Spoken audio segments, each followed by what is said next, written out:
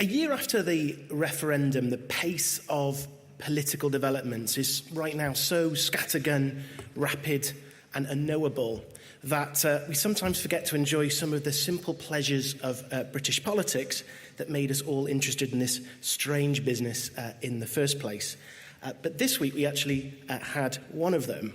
And anyone who watched the Queen's speech or has opened Facebook and seen all the memes generated since the Queen's speech saw Dennis Skinner's fantastic Royal Ascot zinger to Blackrod's command to the MPs to attend Her Majesty when he said, "Get your skates on, the first race at 2:30. And actually, when I thought about Blackrod, watching that clip, I thought that was an absolutely brilliant metaphor for the challenge of Wales and the rest of the devolved administrations in getting their voices heard in this process, and none more so than in the area of the economy. If you run a kind of thought experiment for a moment, imagine you were a senior or mid-ranking official in DECSU, the Department for Exiting the EU. You've just lost half your ministerial team a week before the Brexit negotiations start. You've got the Chancellor of the Exchequer and the Home Secretary trying to change the negotiating script the weekend before Brexit negotiations start. You're going up against an incredibly united EU 27 team under a real professional like Michel Barnier and his co-negotiator Guy Verhofstadt, who is adept at throwing well-timed bombs into the British political process on this. And so what is it going to take for the devolved administrations to get their voices heard? It would be really easy if we shared the same view. And the DUP, perhaps some of the ease in which they are getting their voices heard, is because other than the soft border, their objectives for Brexit are broadly in line with the Lancaster House speech. Scotland, OK, we've seen 12 Conservative gains in Scotland, so for the time being, Scotland's voice is perhaps a little weaker. But time and time again, Scotland has shown its adeptness at the art of realpolitik in the United Kingdom. Actually, the way for Wales to get its voice heard is only through loud, continual banging on the door. Because if we don't do that, our voice is simply not going to be heard. And in this presentation, I'm going to show you why it is so incredibly important. And we often talk about a Team Wales approach, and it sometimes is a bit cliched. But actually, in the next 18 months or so, if Wales' institutions don't work together, we are going to find ourselves in a very difficult position. And that, I think, includes also the Wales Office, includes the Welsh Government. This week, I noticed that the Wales Office has been more interested perhaps in defending the DUP deal than in saying that Wales needs a very strong voice at the cabinet table. And I think it's going to be really, really incumbent for there to be a real shift in the next 18 months about how all of the politicians and all of the civil society and all of us in this room approach this problem. Because there are going to be some real challenges. There remain some very, very significant budget questions. There remain challenges over the repatriation of competences over agriculture, over environment and over regional policy. And perhaps even most importantly is what is the impact of the Brexit deal going to be on the Welsh economy? And particularly in this continual debate, it seems at the moment, about what degree we're going to be in the customs union and the single market really has enormous effects on the Welsh economy.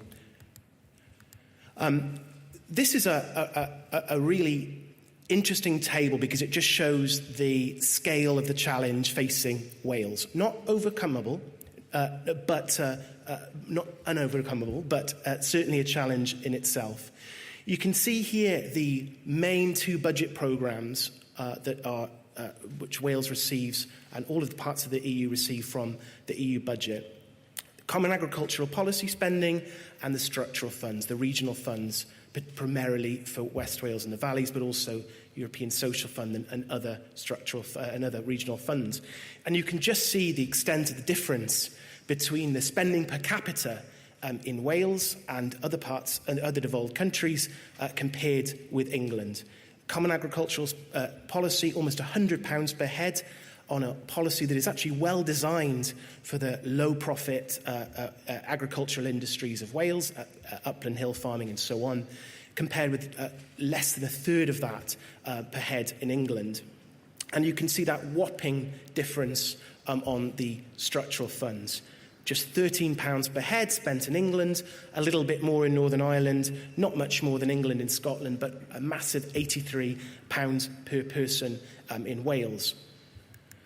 Here's another chart that just shows the per capita spending on the regional funds as well, and this is from the Sheffield Political Economy Research Institute, and it was in a report by the Senedd Committee that just released the report this week on this. And you can see, just the enormous difference in the benefit from regional funding, and that's why before the referendum, me and my colleague Gita Ivan released a report indicating that Wales was a net benefiter from the European budget programmes, despite the large contributions that the UK makes into the European budget. So, to focus on these two areas in particular, and then moving on to the economy, in agriculture, Wales has been allocated a little more than €2 billion in the current funding round. And because of the low profits, perhaps, in the agricultural industry in Wales, more than 80% of farm income in Wales originates from this EU funding. Under all models for a Brexit settlement, whether that's a soft Norway-style settlement, a Swiss settlement, or something harder, funding for agriculture comes from domestic sources.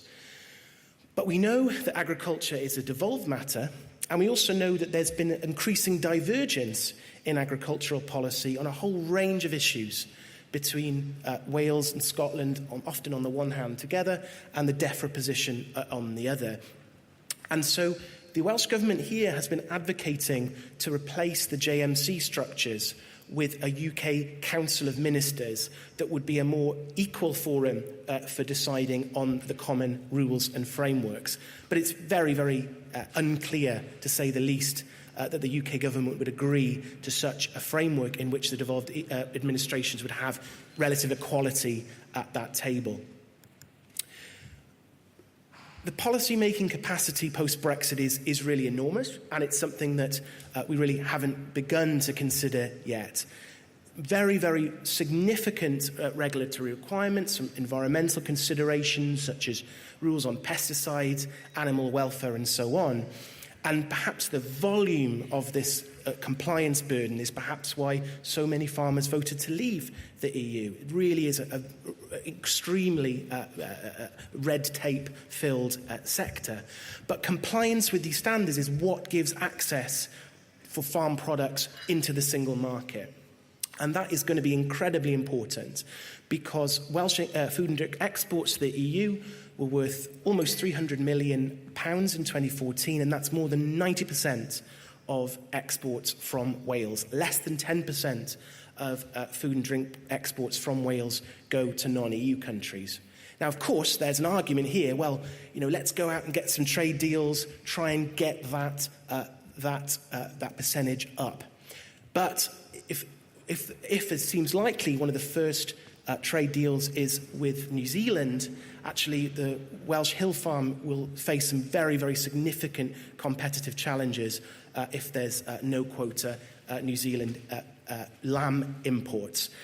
So it's really going to be a double-edged sword, and keeping access to the EU market is going to be incredibly important to keep that level of exports coming in. As I mentioned, all of the alternative options for UK-EU relationships involve some sort of domestic funding. So Wales is going to have to be banging on that door very, very hard to get the interests of its very particular agriculture industry heard.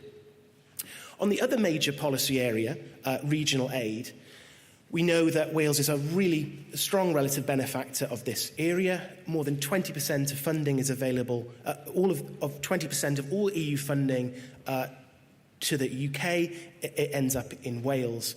And Wales, and to a lesser extent, Northern Ireland and Scotland, are subject to very significant levels of funding here. But in all likelihood, funds are going to have to come from domestic sources. And this week's report by the Senedd External Affairs and Additional Legislation Committee challenged the Welsh Government to make the most, to perhaps rethink some of the aspects of regional funding in Wales that haven't perhaps been so successful. But likewise, you can only have fresh thinking if there's funding available. And so again, this is going to be an area where the Welsh Government is going to have to be very, very loudly banging on the door to make sure that Wales's interests are heard. There are some models, particularly the softest type of Brexit, the EEA model, where cohesion funding could still potentially come from European budgets. But if we don't go for the Norway model and adopt something more like the bilateral model of the Swiss deal, there's no cohesion funding in that approach. So again, the UK government would be likely to be the provider of any such regional funding. You might know that the UK government, along with agricultural funding, the UK government has guaranteed funding for projects up until the point at which the UK leaves the EU. And in the Conservative General Election Manifesto, although the extent to which a number of those manifesto projects were conveniently excluded from the Queen's speech this week, so we don't know the status of this, but they proposed a United Kingdom Shared Prosperity Fund to replace the European structural funds. This is designed, quote, to reduce inequalities between communities across our four nations, but the design was very, very unclear. And it also doesn't indicate whether or not there would be Welsh government priorities or Scottish government priorities included in this, or whether it would be UK-determined priorities for the use of those funds.